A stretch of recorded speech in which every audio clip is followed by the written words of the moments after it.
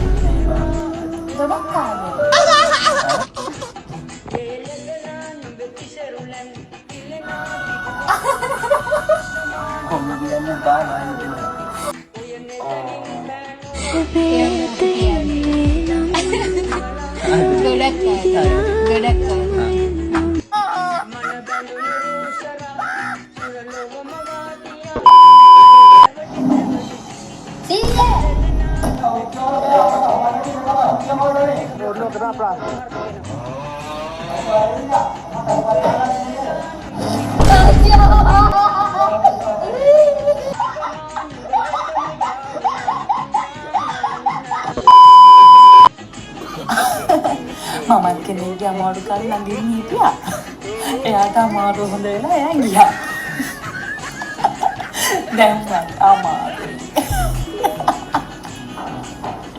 එන ගහ.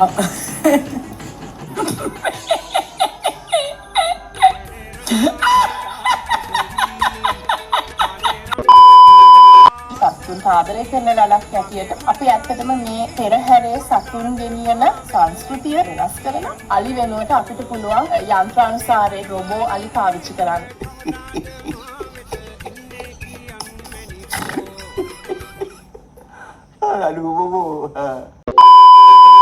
අනිත් පැත්තේ මිහින්තලේ හාමුදුරුවෝ අපිට දොස් කියනවා. පන්සලට ගියා. විනා වෙන්න බෑ. හාමුදුරුවෝ ඉගෙන ගන්න. මගේ මහා සංඝරත්නයේ ගරු කතානායකතුමනි අවවාදයක් දෙනවා නම් උන්වහන්සේගේ දේශපාලනය හෝ මිහින්තලේ කියන්නේ විදුහාමුදුරට පදන මිසක් දේශපාලනය කරන තරක් නෙවෙයිනේ. දන්නවා මොකෝ ඉතින් අපි නොදන්නේ නේ.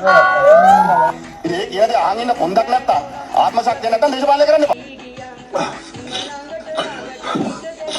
මොකද කිව්වා මේ මිහින්තලේ ගියපු කතාවක් අපි දැක්කා. ඒ ගියපු වෙලාවේ තමයි අර මේ මිහින්තලේ හාමුදුරුවෝ කියද්දි මේ අර ඔබතුමාගේ පියා හොරකම් කරත් අටහැරුවන කියලා ඕන් කියලා සාදු කිව්වා. ඒකම පුතු. මහින්ද මාතේ කාලේ කිව්වා දුවා ලොකුම. අදලා දුන්නා. යුද්ධේ නවතයි මොකද හැමෝටම. අදින්දි කරා සල්ලි දුන්නා. හොරකම් කරලා මොනවා හරි කරන්නේ. හොරකම් කරලා දීනකො.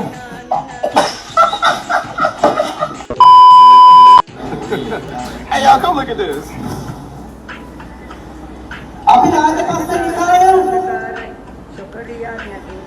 ආපහු කියන්න බබායි. අපි රාජපක්ෂ නිකාය රාජපක්ෂ නිකාය සිවුර කරට දාලා රාජපක්ෂත් එක්ක රාජපක්ෂගේ කුලේ යන්නේ මීට වැඩිය හොඳයි. රාජපක්ෂ කල්ලියේ රාජපක්ෂ නිකායේ පරිත්ත ලැබපු අපි ඒ ජාතික ඒ උරුමය සිංහල ප්‍රෞಢ ඉතිහාසයේ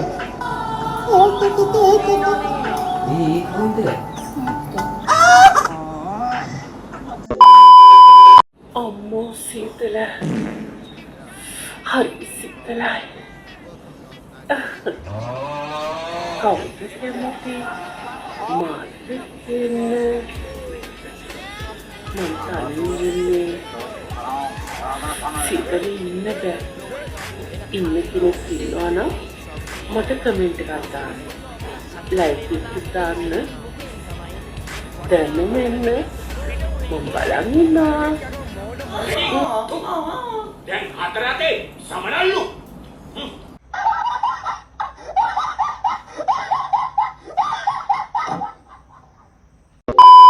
නාග ලෝකයෙන් සර්වඥ ධාතුන් 14 නමක් කැලණියට වැඩම කර ඇති බව කැලණි රජමහා විහාරාධිපති මහාචාර්ය පූජ්‍ය කොල්ලුපිටියේ මහින්ද සංඝරත්න හිමියන් පවසනවා. ගුප්ත විද්‍යා විශාරදවරයෙකු විසින් කැලණිය ගල් මිටියාවතේ පැවති විශේෂ පූජාවක් අතරතුර ධාතුන් වහන්සේ වැඩම කිරීම සිදුව තිබෙනවා.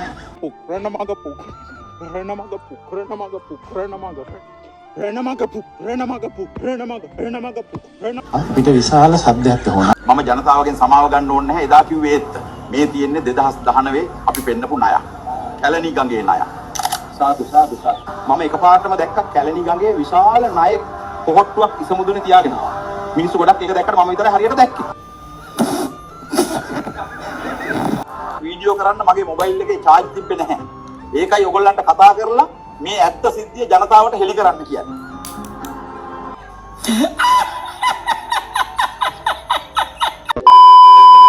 මම මේ කල්පනා කරේ අපි මෙච්චර අවුවේ ඉඳලා කලුයි නම් ජීවිතේකටවත් අවුව දකින්න නැති අපි වහගෙන ඉන්නත ඇයි මෙච්චර කලු?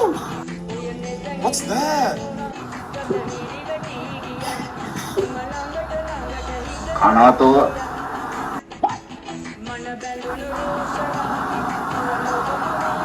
ඔයාලගේ සිදුවේ